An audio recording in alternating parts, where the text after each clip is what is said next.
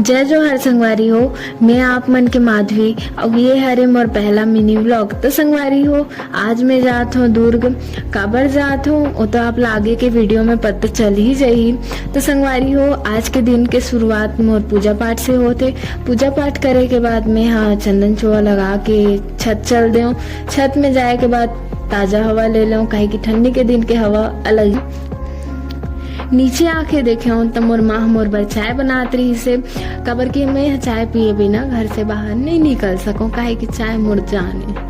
तहन जैसे ही चाय ला आज देखी मोर दादा है के घाव उठ गए, काहे कि बहु ला चाय बहुत प्रिय है। तहन चाय पी के मैं निकल गया और जैसे ही दुर्ग पहुंचे मोर दीदी मोर लेबर आ गई से और वो रूम ले जाए से पहले मोला वहाँ करवा दिस नाश्ता में करवाई से का आप मन खुद देख सकत हो।